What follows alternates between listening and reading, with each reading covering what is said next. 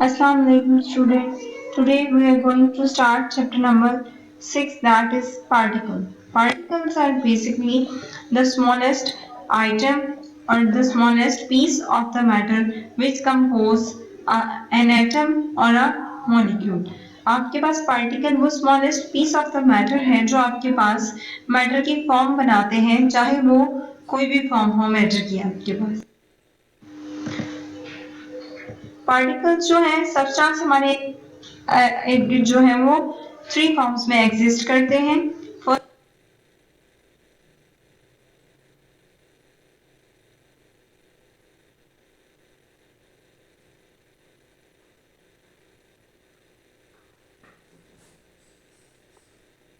First form है जी solid, other one is liquid and the third one is gas. हमें पहले भी पता है कि आपके पास जो मैटर है वो बेसिकली थ्री फॉर्म्स के अंदर एग्जिस्ट करता है, सॉलिड, लिक्विड और गैस के अंदर। बहुत से ऐसे सब्सटेंस हैं जो आपके पास तीनों फिजिकल स्टेट्स में एग्जिस्ट करते हैं। कुछ ऐसे हैं जो सिर्फ सॉलिड में एग्जिस्ट करते हैं, कुछ सिर्फ लिक्विड में और कुछ सिर्फ गैसेस में। लेकिन अगर हम वाटर की एग्जांपल लें तो वाटर आपके पास एक ऐसा सब्सटेंस है जो आपके पास सॉलिड में भी एग्जिस्ट करता है, लिक्विड में भी और गैस की फॉर्म में भी एग्जिस्ट करता है। अगर आप वाटर को फ्रीज करते हैं तो वो इन द फ्रीजिंग स्टेट वो आपके पास सॉलिड की फॉर्म में आ जाता है, लेकिन जब आप इसको हीट करेंगे तो ये मेल्ट होकर आपके पास लिक्विड में कन्वर्ट हो जाता है। और अगर हम इस लिक्विड को बॉईल करें तो ये फर्दर आपके पास स्टीम में जो है वो कन्वर्ट हो जाता है, और स्टीम को हम दोबारा से कंडेंस करके कंडेंसेशन के प्रोसेस के थ्रू दोबारा से लिक्विड में कन्वर्ट कर सकते हैं। अगर हम प्रॉपर्टीज की बात करें कि आपके पास सॉलिड, लिक्विड और गैसेस में बेसिकली डिफरेंस क्या है, तो सॉलिड्स जो होते हैं इनकी डेफिनेट शेप होती है, ये अपनी शेप को रिटेन करते हैं, जिस शेप में होते हैं हमेशा उसी शेप में रहते हैं। इनके फ्लैट फेसेस होते हैं और शार्प एजेस होते हैं, ये अपनी शेप को मेंटेन करते हैं क्योंकि डेफिनेट शेप है, तो ये कभी भी किसी भी कंटेनर के अंदर आप उनको पोर करेंगे तो ये अपनी शेप को चेंज नहीं करते। Because of the solidity, solid होने की वजह से इनका वॉल्यूम जो है वो भी आपके पास डेफिनेट होता है, यानी आपके पास जितना भी उसका ओवरऑल मास है जो उसके अंदर कंटेंट है वो आपके पास हमेशा सेम रहेगा, चेंज नहीं होता। If we talk about the liquids, तो लिक्विड्स जो है वो आपके पास उनकी वेल डिफाइंड शेप नहीं होती। क्यों? क्योंकि लिक्विड जो है they take the shape of the container. Obviously अगर हम पानी की एग्जांपल लें तो पानी को आप जिस भी कंटेनर के अंदर डालेंगे तो पानी क्या करता है, उस कंटेनर की शेप जो है उसको अडॉप्ट कर लेता है। अगर आपने इसको ग्लास के अंदर डाला है तो पानी की शेप जो है वो जिस तरह की ग्लास की शेप होगी वो उस तरह का हो जाएगा। अगर आप इसको किसी जग के अंदर पोर करते हैं तो वो उसकी शेप इख्तियार कर लेगा। इसी तरह आपके पास जो लिक्विड्स हैं उनका जो वॉल्यूम होता है वो आपके पास स्पेसिफिक रहता है कि वो बेशक अपनी शेप जरूर चेंज करते हैं, लेकिन ओवरऑल जो क्वांटिटी है आपके पास, यानी 1 ग्लास ऑफ वाटर है तो आप उसको जग में भी डालेंगे तो 1 ग्लास ऑफ वाटर ही रहेगा, उसके वॉल्यूम में कोई ऐसा चेंज जो है वो नहीं आता आपके पास। If we talk about the gases, तो गैसेस जो है उनकी कोई वेल डिफाइंड शेप नहीं होती। गैस के जो मॉलिक्यूल्स होते हैं उनके दरमियान जो स्पेसेस हैं वो बहुत ज्यादा होती हैं, स्पेसेस ज्यादा होने की वजह से उनका जो वॉल्यूम है वो भी स्पेसिफिक नहीं होता। अगर उनको ज्यादा जगह मिलती है तो वो ज्यादा स्पेस को ऑक्यूपाई कर लेते हैं, यानी अगर आपने एक रूम के अंदर परफ्यूम को स्प्रे किया है तो वहां पे जहां जहां उसे अवेलेबल स्पेस मिलती है वो इजीली उसको ऑक्यूपाई कर लेता है। तो जितनी भी अवेलेबल, चाहे ज्यादा स्पेस होगी तो वो ज्यादा ऑक्यूपाई करेगा, अगर उसको कम स्पेस अवेलेबल होगी तो वो कम स्पेस को ऑक्यूपाई करेगा। तो इस तरह से आपके पास जो गैस के मॉलिक्यूल्स हैं वो कॉम्प्रेस भी हो सकते हैं क्योंकि उनके अंदर स्पेसेस ज्यादा होती है तो आप इजीली उनको कॉम्प्रेस कर सकते हैं, जबकि लिक्विड जो है उसको आप दबा नहीं सकते, कॉम्प्रेस नहीं कर सकते। सॉलिड जो है उनको भी आप नहीं दबा सकते। लिक्विड को जो आप प्रेस करेंगे तो क्या होगा, क्योंकि उसका वॉल्यूम स्पेसिफिक है। गैस के मॉलिक्यूल्स के दरमियान क्या है, वॉल्यूम स्पेसिफिक नहीं है, उनके दरमियान स्पेसेस ज्यादा होते हैं। जब आप कंप्रेस करते हैं तो वो एक दूसरे के नजदीक आ जाते हैं। Particle model of solid, liquid and gases, आपके पास ऑल जो मैटर है वो आपके पास टाइनी पार्टिकल से बना है जो कि कॉन्टिन्यूसली मूव करते हैं। जब भी पार्टिकल्स एक दूसरे के क्लोज आते हैं तो वो एक दूसरे को अट्रैक्ट करते हैं।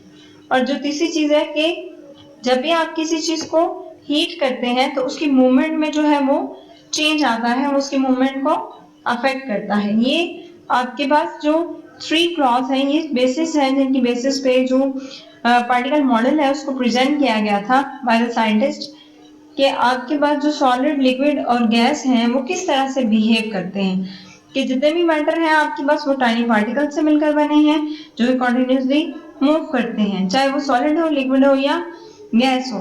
पार्टिकल्स जब भी क्लोज आएंगे, वो गैस के हों, सॉलिड के हों या लिक्विड के हों, वो एक दूसरे को अट्रैक्ट करते हैं। और हीटिंग ऑफ मैटर, जब भी आप मैटर को हीट करेंगे तो हीट ऑब्वियसली किसी भी सब्सटेंस को जब आप हीट करते हैं, चाहे वो सॉलिड है, लिक्विड है या गैस है, तो वो उसके बिहेवियर को अफेक्ट करता है, चेंज लाता है उसके अंदर।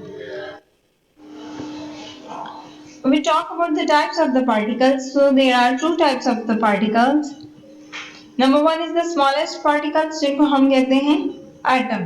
जिसको जो एटम जो है वो आपके पास, अगर हम पिछले कॉन्सेप्ट्स को रिकॉल करें तो एटम जो है वो आपके पास उसके दरमियान में न्यूक्लियस होता है, उसकी साइडों पे जो इलेक्ट्रॉन है वो उसके रिवॉल्व कर रहे होते हैं। तो एटम का अगर स्ट्रक्चर की बात करें हम, ग्रुप ऑफ एटम्स जब मिलते हैं तो मिलकर आपके पास क्या बना देते हैं, मॉलिक्यूल्स बना देते हैं। जैसे वाटर का मॉलिक्यूल है तो आपके पास H2O है जिसमें 2 हाइड्रोजन और 1 ऑक्सीजन का एटम जो है वो मिलते हैं, तो आपके पास वाटर का एक मॉलिक्यूल बना देते हैं। If we talk about the particle models in the solid, solid में बात करें कि particle model solid पे किस तरह से एक्ट करता है, तो सॉलिड के जो पार्टिकल्स हैं इनके अंदर स्ट्रॉन्ग फोर्स ऑफ अट्रैक्शन होती है जो कि एटम्स या मॉलिक्यूल्स को क्लोज टुगेदर रखती हैं एक रो के अंदर। आपके पास पार्टिकल्स जो हैं सॉलिड के, क्योंकि वो टाइटली पैक्ड होते हैं, उनके दरमियान स्पेसेस नहीं होती, तो वो वहीं पे वाइब्रेट करेंगे और जो उनके दरमियान बॉन्ड्स होते हैं जिससे वो एक दूसरे के साथ टाइटली पैक होते हैं, जुड़े होते हैं, वो ब्रेक नहीं कर पाते, जिसकी वजह से क्या होता है कि जो सॉलिड के पार्टिकल्स हैं आपके पास वो मूव नहीं करते।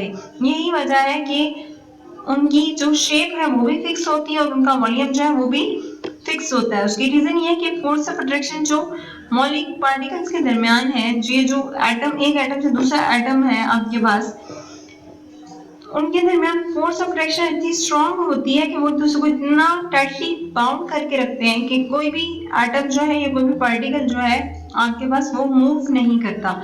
सॉलिड के अंदर अगर आप मेटल रॉड की एग्जांपल ले तो आपके पास एक सॉलिड है, तो रॉड जो है वो हमेशा अपनी शेप को रिटेन रखता है, चाहे वो सालों के हिसाब से कहीं पड़ा रहे, लेकिन जो उसकी शेप है वो आपके पास हमेशा रिटेन रहेगी। That is because of the strong force of attraction between the atoms और the molecules of the solid.